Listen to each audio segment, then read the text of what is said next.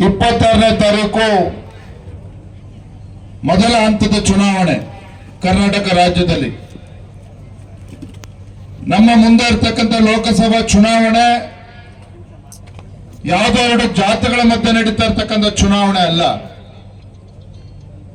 ನಮ್ಮ ಮುಂದೆ ಇರತಕ್ಕಂಥ ಚುನಾವಣೆ ಕೇವಲ ಎರಡು ರಾಜಕೀಯ ಪಕ್ಷಗಳ ಮಧ್ಯೆ ನಡೀತಾ ಇರತಕ್ಕಂಥ ಚುನಾವಣೆ ಅಲ್ಲ. ನಮ್ಮ ಮುಂದೆ ಇರತಕ್ಕಂಥ ಈ ಲೋಕಸಭಾ ಚುನಾವಣೆ ಭಾರತದ ಉಜ್ವಲ ಭವಿಷ್ಯವನ್ನು ರೂಪಿಸ್ತಾ ಇರತಕ್ಕಂಥ ನಮ್ಮ ಹೆಮ್ಮೆಯ ಪ್ರಧಾನಮಂತ್ರಿ ನರೇಂದ್ರ ಮೋದಿಜಿಯವರು ಮತ್ತೊಮ್ಮೆ ಪ್ರಧಾನಮಂತ್ರಿಯನ್ನಾಗಿ ಮಾಡ್ತಕ್ಕಂಥ ಚುನಾವಣೆ, ಮತ್ತೊಮ್ಮೆ ಪ್ರಧಾನಮಂತ್ರಿಯನ್ನಾಗಿ ಮಾಡ್ತಕ್ಕಂಥ ಒಂದು ಮಹಾ ಚುನಾವಣೆ. ಅನೇಕ ವಿಚಾರಗಳನ್ನ ಎಲ್ಲ ಹಿರಿಯರು ಮಾತನಾಡಿದ್ದಾರೆ.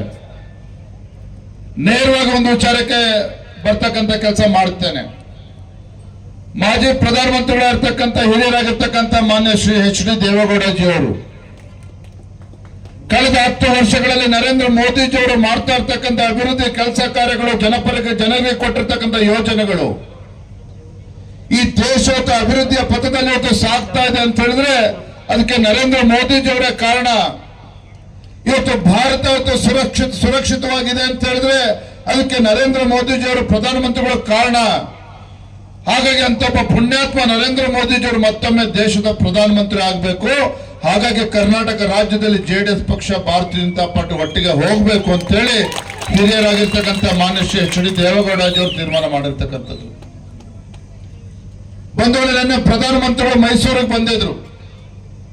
ಸನ್ಮಾನ್ಯ ಬಿ.ಎಸ್. ಯಡಿಯೂರಪ್ಪನವರು, ಮಾನ್ಯ ದೇವೇಗೌಡಜಿಯವರು, ನಿನ್ನೆ ದೇವೇಗೌಡಜಿಯವರ ಮಾತುಗಳನ್ನ ಕೇಳಿದ್ರೆ, ನಿನ್ನೆ ಅವರ ಭಾಷಣಗಳ ಮಾತನ್ನ ಕೇಳಿದ್ರೆ ಇಡೀ ರಾಜ್ಯಕ್ಕೂ ಸಂಚಲನ ಉಂಟಾಗಿರ್ತಕ್ಕಂಥದ್ದು.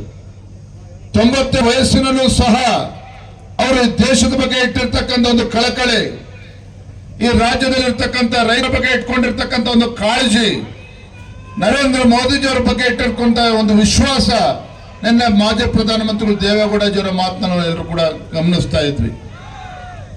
ಆತ್ಮೀಯ ಕಾರ್ಯಕರ್ತ ಬಂಧುಗಳೇ, ಇವತ್ತು ರಾಜ್ಯದಲ್ಲಿರ್ತಕ್ಕಂಥ ಕಾಂಗ್ರೆಸ್ ಸರ್ಕಾರ, ನನ್ನ ಭಾಷೆ ಮಾತುಗಳಲ್ಲಿ ಹೇಳಬೇಕು ಅಂತ ಹೇಳಿದ್ರೆ, ಇವತ್ತು ರಾಜ್ಯದಲ್ಲಿರ್ತಕ್ಕಂಥ ಕಾಂಗ್ರೆಸ್ ಪಕ್ಷ ಸರ್ಕಾರ ಆರೋದೀಪ ಜೋರಾಗಿ ಉರಿತದೆ ಅಂತ ಹೇಳ್ತಾರೆ. ಆರೋದೀಪ ಜೋರಾಗಿ ಉರಿತದೆ ಅಂತ ಹೇಳ್ತಾರೆ. ರಾಜ್ಯದಲ್ಲಿರ್ತಕ್ಕಂಥ ಕಾಂಗ್ರೆಸ್ ಸರ್ಕಾರದ ಪರಿಸ್ಥಿತಿನೂ ಕೂಡ ಹೀಗಾಗಿರ್ತಕ್ಕಂಥದ್ದು. ನಾನು ವೇದಿಕೆ ಮೂಲಕ ಒಂದು ಮಾತನ್ನ ರಾಜ್ಯದ ಮುಖ್ಯಮಂತ್ರಿಗಳಿಗೆ, ಕಾಂಗ್ರೆಸ್ ಪಕ್ಷದ ಮುಖಂಡರಿಗೆ ಕೇಳೋದಕ್ಕೆ ಇಚ್ಛೆ ಪಡ್ತೇನೆ. ಸ್ವಾತಂತ್ರ್ಯ ಬಂದ 55-60 ವರ್ಷಗಳ ಕಾಲ ದೇಶದಲ್ಲಿ, ರಾಜ್ಯದಲ್ಲಿ ಆಡಳಿತದ ಚುಕ್ಕಾಣಿಯನ್ನು ಹಿಡಿದಂತವರು ದೇಶದಲ್ಲಿರ್ತಕ್ಕಂಥ ಕಾಂಗ್ರೆಸ್ ಪಕ್ಷ.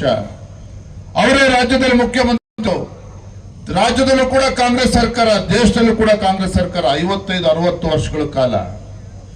ಅವತ್ತು ಶ್ರೀಮತಿ ಇಂದಿರಾ ಗಾಂಧಿ ಅವರು ಗರೀಬಿ ಹಟಾವ್, ಗರೀಬಿ ಹಟಾವ್, ಗರೀಬಿ ಹಟಾವ್ ಅಂತ ಹೇಳಿ ಕೇಂದ್ರದಲ್ಲಿ ಮತ್ತೊಮ್ಮೆ ಕಾಂಗ್ರೆಸ್ ಸರ್ಕಾರವನ್ನು ತರತಕ್ಕಂಥ ಕೆಲಸ ಮಾಡಿದ್ರು.